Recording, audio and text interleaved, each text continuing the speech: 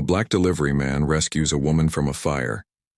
He didn't know she was the mayor's wife. Hook. First 15 seconds. Smoke curled like ghostly fingers through the cracked window of a small apartment. Flames licked the walls with hungry tongues, casting an ominous orange glow on the silent street.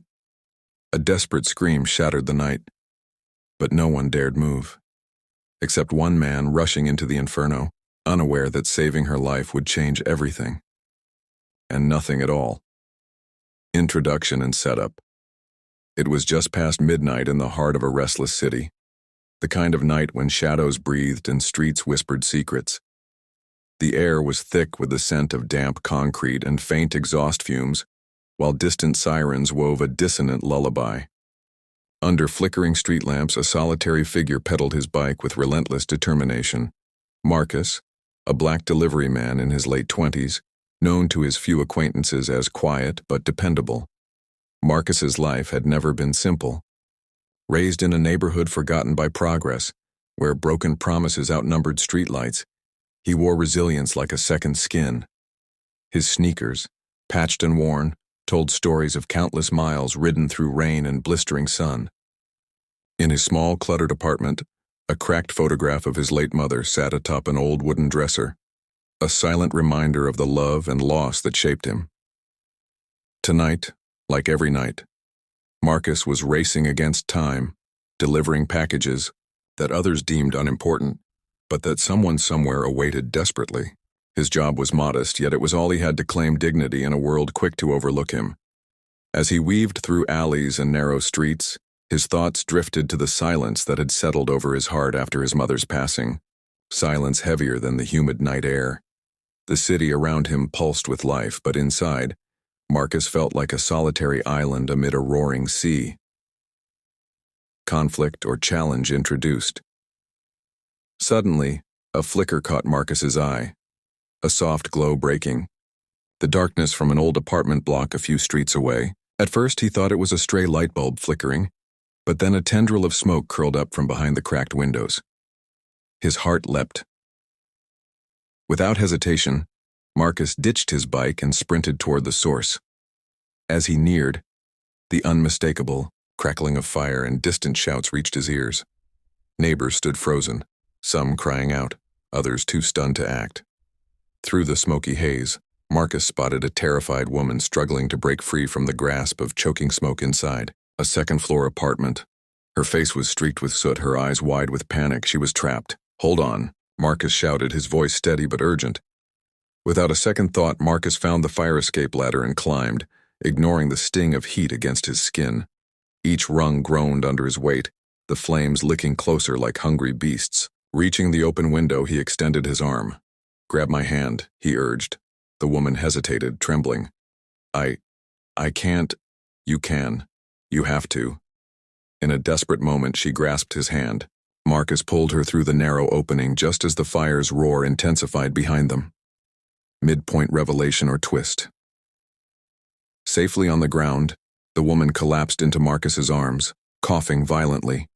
The neighbors rushed forward, calling emergency services and wrapping her in blankets.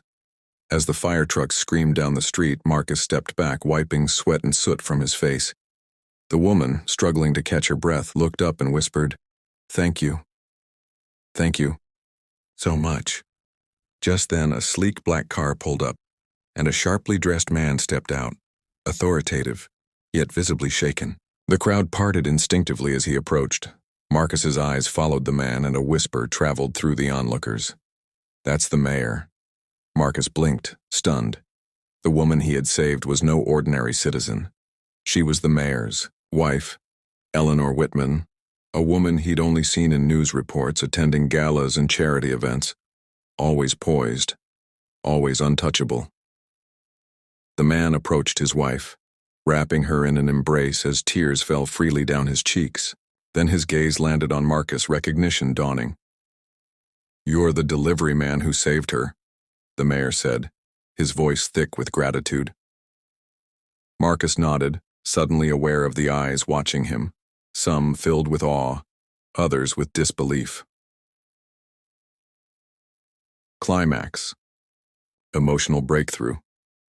Later, in a small, quiet room at the hospital, Marcus sat beside Eleanor Whitman. Her hand, fragile but warm, rested in his. The ordeal had left her weak, but her eyes shone with a newfound light. Vulnerability stripped away the polished public image.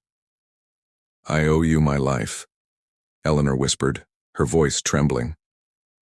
Marcus shook his head softly. "You didn't owe me anything. I just did what anyone should." She smiled, a genuine curve that reached her eyes. "No, most people walk by. You risked yours." Marcus glanced down at his worn shoes, the shoes that had carried him through hardship and silence. "I never thought someone like me would matter in a story like this." Eleanor squeezed his hand. "You matter, more than you know." In that quiet moment, Marcus felt a shift inside, a stirring of hope, a breaking of invisible chains. The woman who seemed so far from his world now sat beside him, humbled and grateful, and he, who had always felt invisible, was seen. "You're not broken," Eleanor said softly. "You're becoming." Resolution and quiet closure. Days later, the city buzzed with the news of the fire and the heroic delivery man. Marcus returned to his life, but something had changed.